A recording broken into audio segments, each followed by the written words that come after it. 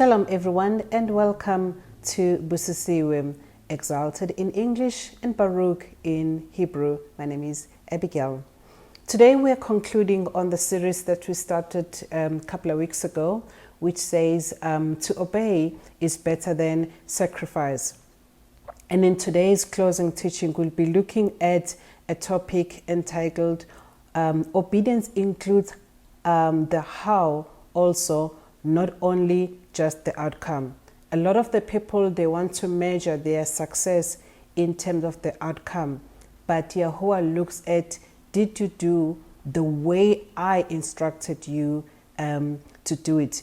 And in this particular teaching, we'll then be looking at the book of Bamidbar, otherwise known as Numbers, chapter 20 from verse 1 to 6. Numbers chapter 20, verse 1 to 6, and it reads, "And the children of Israel, all the assembly came into the wilderness of Zin in the first month, and the people stayed in Kadesh.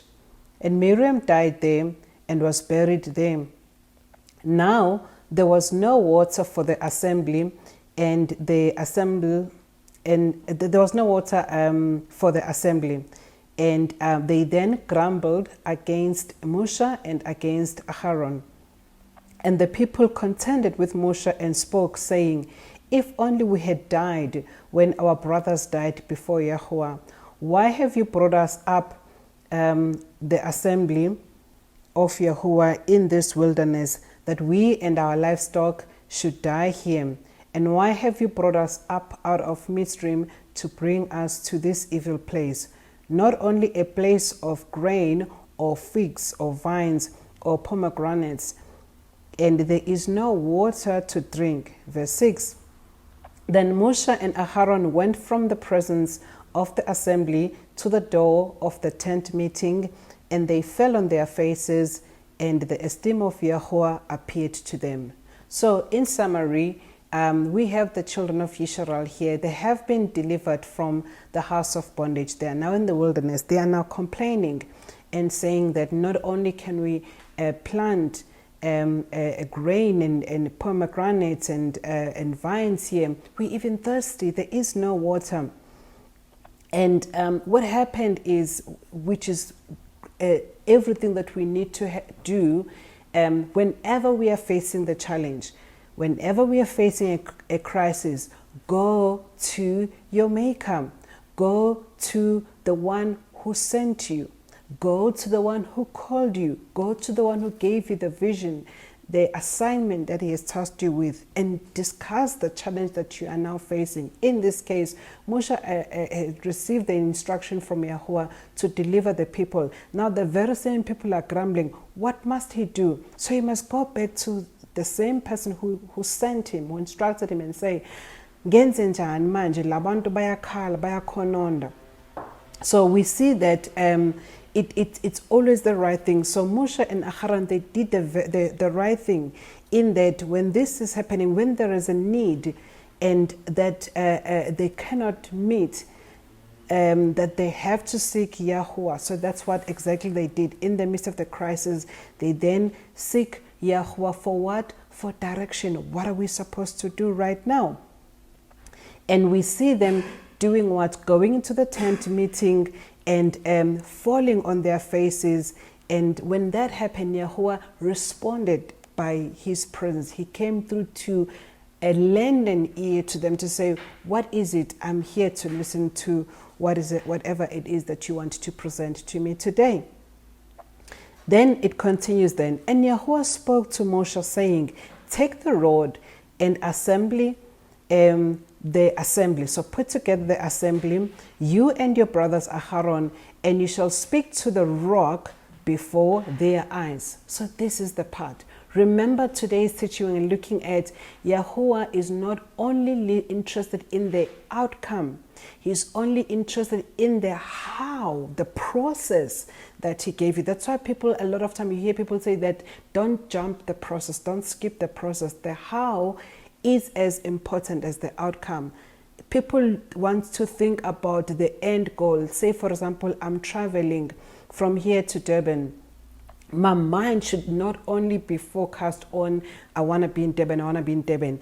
There are certain things to enjoy in the journey. There are certain things to learn in the journey, in the process, before I even get to Durban. So even also as far as what Yahuwah calls us to do, there's certain things that are sometimes they're good, sometimes they're not so pleasant, but they all work together for our good. They make us better people.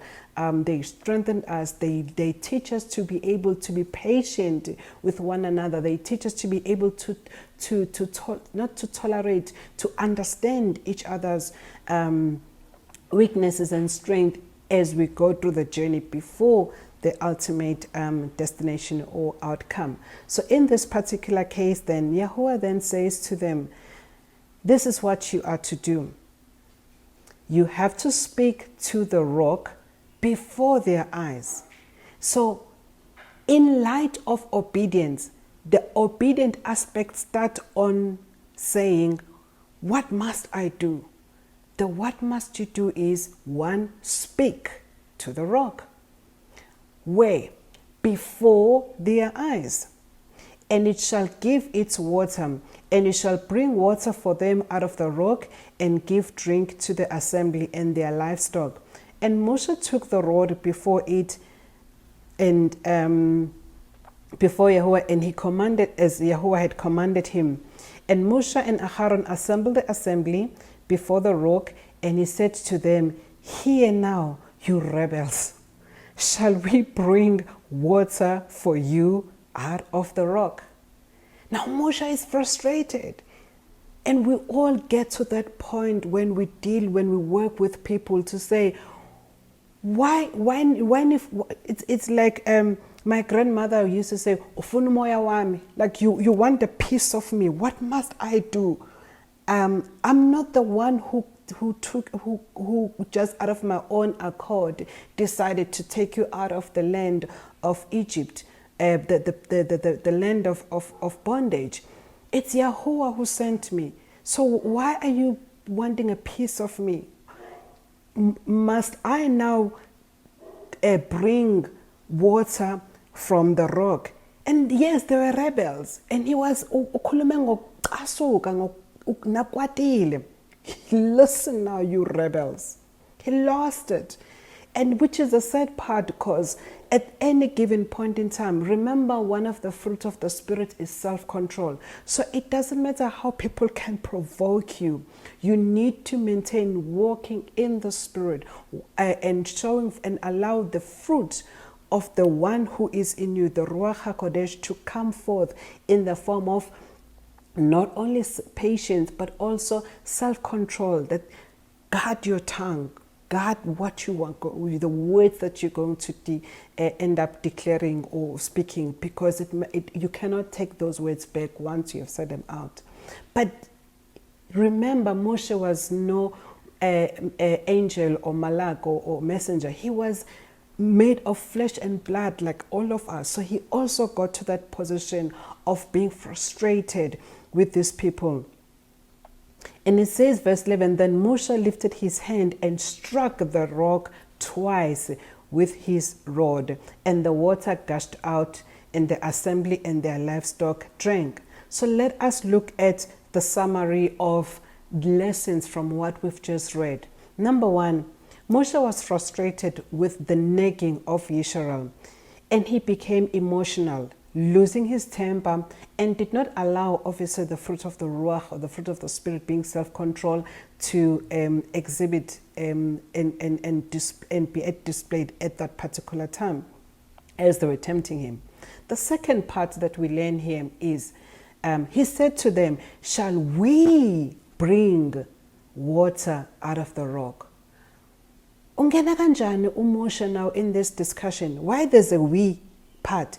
Because Yahuwah said to him, you must go and speak to the rock before their eyes. So it is Yahuwah that is making a provision of water. It's not Mushah, it's not Aharon. So why is now Aharon saying, should we bring water? Because Yahuwah has already said, I will bring water, do it in this particular manner. So the lesson there is that when you lose your temper, when you lose walking in the Spirit, or the fruits of the Spirit being self-control, you're going to even step out of the alignment of what Yahuwah said, and then flesh is going to rise up, because now flesh as natural human being was now coming forth with Mushah saying, should we be bringing water out of the rock? It wasn't them that were going to bring the water from the rock, but Yahuwah said he was going to do it. So it's important to step aside and not involve ourselves when Yahuwah is doing something. You must remember, Yahuwah is a jealous Allah, and he says it in so many times that I am a jealous Allah. So at any given point in time, he wants to have full glory by himself.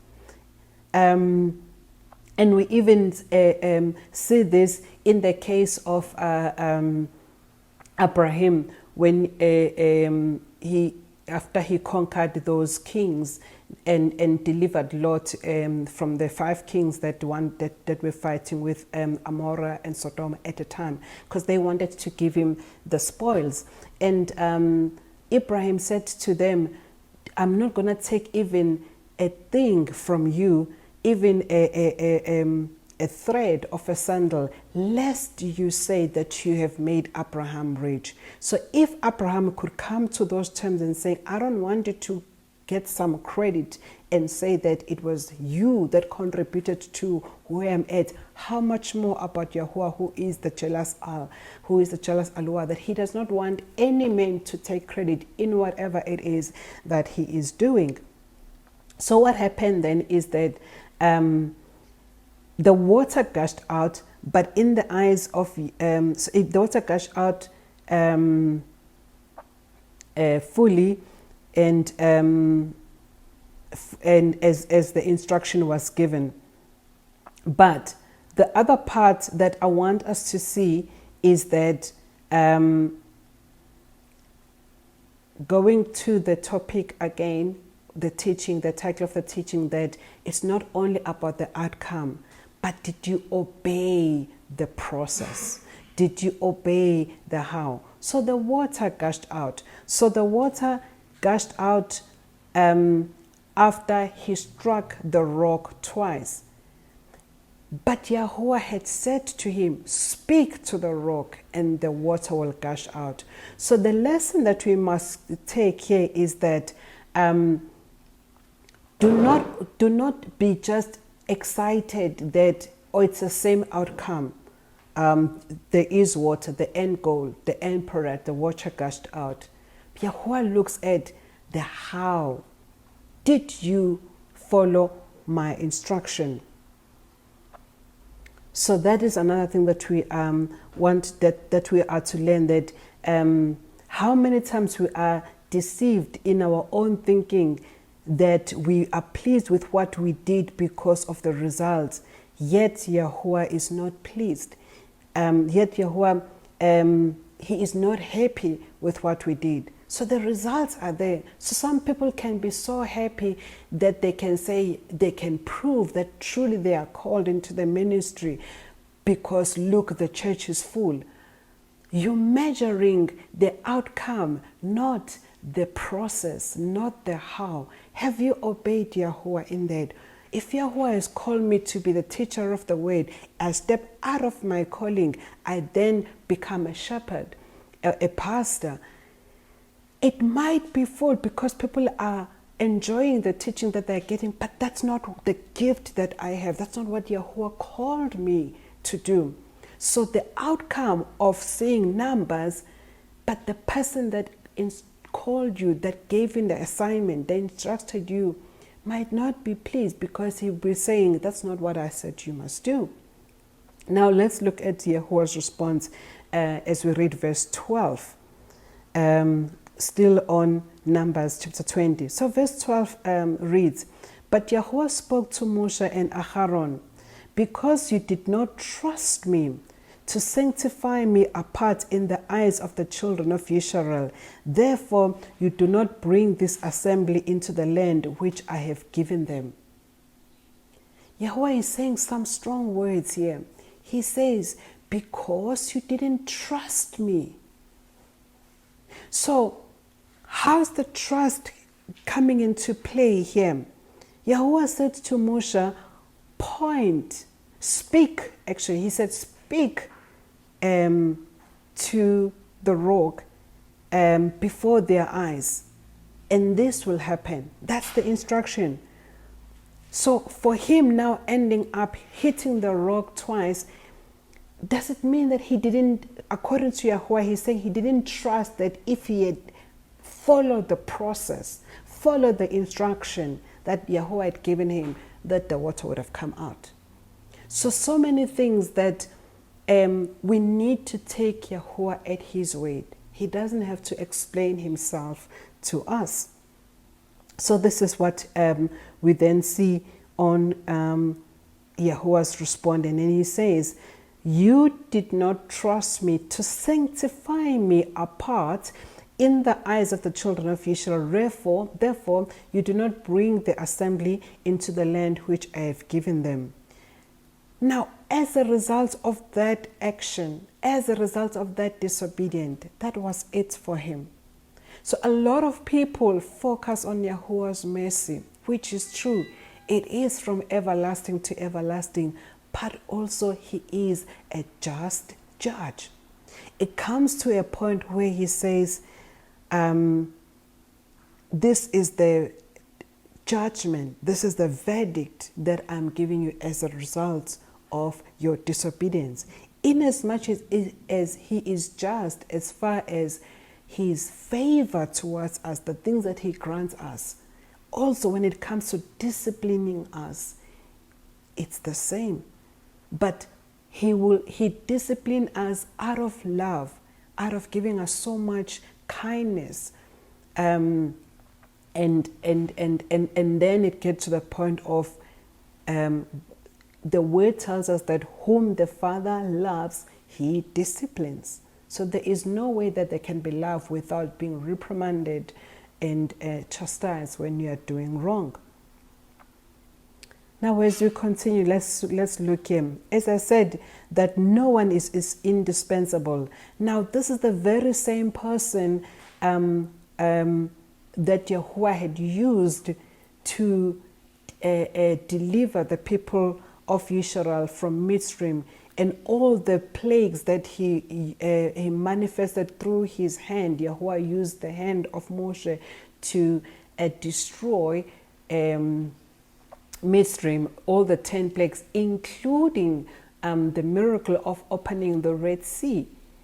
But that very same person did not enter the promised land. And if we then continue here, looking at the previous teachings where we talked about that there is no one who is indispensable. We looked at an example where, as a result of Shaul, the king of Israel, as a result of his disobedience, Yahuwah said that he has now appointed another person who would then lead and rule over Israel, who will be able to take his instruction. And that's when Dawood, otherwise known as David, was then appointed, and he then took over. So if we look at this particular example, Aharon was then stripped of his garment because of his disobedience. He disobeyed Yahuwah in the presence of the assembly, hence the stripping of his garment. And where do we see this stripping of Aharon taking place? We see this from verse 24, as we are still in Numbers chapter 20, now on verse 24.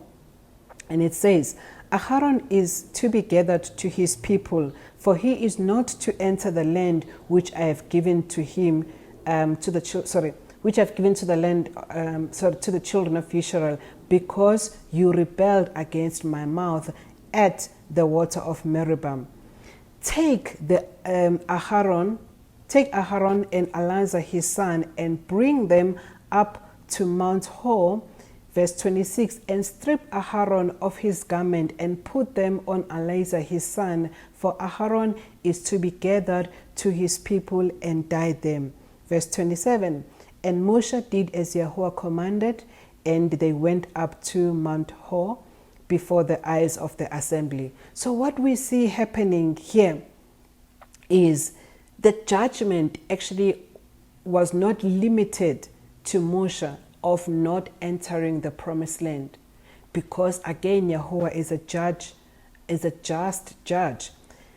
It was both Aharon and Mushah that approached Yahuwah with their faces down at the door of the tent meeting, seeking direction of what to do, as the people were grumbling and saying that they were thirsty and saying that they wanted water. And Yahuwah responded to both of them and said that Mushah had to speak to the rock, and then in the eyes of the people, he spoke in front of them. So hence the judgment is now coming upon Aharon, that you are not going to enter the promised land, and you're actually going to die here. And now also to see that Yahuwah's will always be done with or without you. And this is the painful truth that I've always said it, that Yahuwah his will will always be done with or without you. There is no one who is indispensable. That's why he even said in his word that if you don't worship me, even the stones will cry out. So in this case, Aharon has disobeyed. He was now stripped off of his garment, and his garment had to now be put on his son, Eleazar, who was now to take on the role of the priesthood, so that what would happen, so that the will and the purpose of Yahuwah would proceed, will be fulfilled. And also, Mushah then had his own judgment happening. And how do we see Mushah's judgment? Also, he did not enter the promised land. And Yahuwah said to Mushah, go up into this Mount Abarim and see the land which I have given to the children of Israel. When you have seen it, you also shall be gathered to your people, as Aharon your brother was gathered, because you rebelled against my mouth in the wilderness of Sin, in the strife of the assembly, to sanctify me at the Mayim, or waters before their eyes. These were the waters of Meribah, or the Mayim of Meribah in the wilderness of Sin. And Mushah spoke to Yahuwah, saying, let Yahuwah, the Aluah of the Ruachoth of all flesh, appoint a man over the assembly who goes out before them and comes in before them, who would lead them out and bring them to the land, and bring to the assembly of Yahuwah, so that they be not like sheep without a shepherd. How good is Mushah? We see him even interceding for the people, the very same people that were rebelling against him, the very same people that were frustrating him. He is still interceding for them before Yahuwah, asking that at least then he understands and he accepts the judgment upon himself, but let Yahuwah appoint another leader, so that the children of Israel be not like that. Let them not be like the shepherd, so the sheep without a shepherd. How many times we as human beings, when we get to that point where Yahuwah has spoken judgment on us, that we said it's either me or no one. If I'm not going to be the one who's going to be leading this church, let this church then close down. If I'm not the one that is leading this group, let this group now go down. If I'm not the one that I am the person in the thing, let it not even happen at all. That's not what we see from Mushah. Mushah still has a heart of intercession for the people and the love for the people, that yes, I have sinned, yes, I have transgressed, but for the sake of this, let them continue to enter the promised land. Let them not be like a sheep without a shepherd. Appoint a leader for them. And then when we see then on verse 18, it says, And YAHUAH said to Mushah, take YAHUAH son of Nun with you, a man in whom the Ruach, and you shall lay your hand on him, and shall set him before Eleazar the priest, and before the assembly, and give him charge before their eyes, and shall put some of your esteem upon him, so that all the assembly of the children of Israel obey him. And he is to stand before Eleazar the priest, who shall inquire before YAHUAH for him by the lawfulness of the Urim. And at this word they to go out, and at his word they are to come in, both he and all the children of Israel with him, as well as all the assembly. Verse 22, Mushah did as YAHUAH commanded him, and took YAHUAH the son of Nun, and set him, otherwise known as Joshua, and set him before Eleazar the priest and before all the assembly, and laid his hand on him, and commissioned him as YAHUAH had commanded by the hand of Mushah. So this is what then happened. This is how YAHUAH son of Nun, otherwise known as Joshua, how he then took over from Mushah. Because remember that YAHUAH son of Nun was serving under Mushah, or was helping Mushah as from the time that they left Mitzrayim. So as we then conclude today's teaching, even as we conclude the entire series that we're looking at, is that we're learning that obeying is better than sacrifice. Obeying YAHUAH is better than offering. Don't only look at the outcome. Don't only look at what you bring or what you do. Have you obeyed every aspect of what He has instructed you to do, even as to the how you are to do it? So when we look at YAHUAH, He looks at the how. He looks at the timing. You might be doing the right thing, but not at the right time. Is it His timing to do what you're supposed to be doing? The book of Jacob, otherwise known as James chapter 3 verse 1 says, "Not many of you should become teachers or instructors, my brothers, knowing that we shall receive greater judgment, inasmuch as Aleph Beit is a loving YAHUAH, whose loving commitment is from everlasting to everlasting. He is merciful, He is kind, He is good, His favor extends over and over towards us, but also He is a just judge." As Jacob is admonishing us that let not many of you want to be teachers or want to be instructors, because you shall face greater judgment. When YAHUAH was judging Mushah, He said, "You disrespected me in the presence of the people." So we as the leaders, the people that are looking upon us, they're not only listening to the messages that we preach, but they also look at the lifestyle that we live, how we conduct ourselves under pressure, how we conduct ourselves even when people are rebelling against us, when people are hurting us, when people are despising us, mocking us. How do we still walk in love in spite of those situations? And as a result, because there's so much that you are a role model, you are a mentor, there's so many people that are looking up to you. Hence, you need to obey YAHUAH in everything that He commands you. And this also extends, I posted this last week, to the music ministers. Music ministers, they don't understand the responsibility that is upon their shoulders. There is no difference between the preacher or the proclaimer of the word through speaking as I'm doing, and someone who's proclaiming the word through music. It's the same word.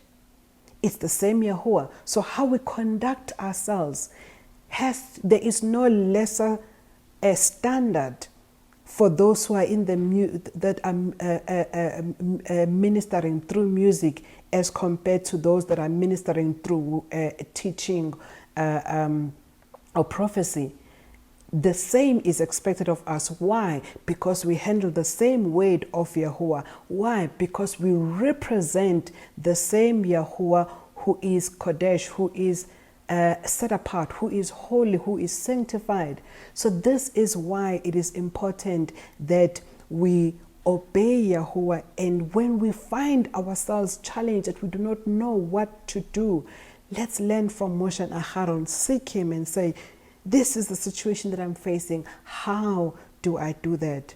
So I trust, brethren, that you were able to learn some things from this particular series, and constantly, while there's still an opportunity, repent and pick yourself up again and say, umusa wake unganele. His favor is sufficient for me, and I'm going to do that again. Until the day I have last breath on my nostrils, I will continue to step up again and ask Yahuwah to forgive me and give me another chance to speak his word. This is where then we will close and we'll end this series. Shalom.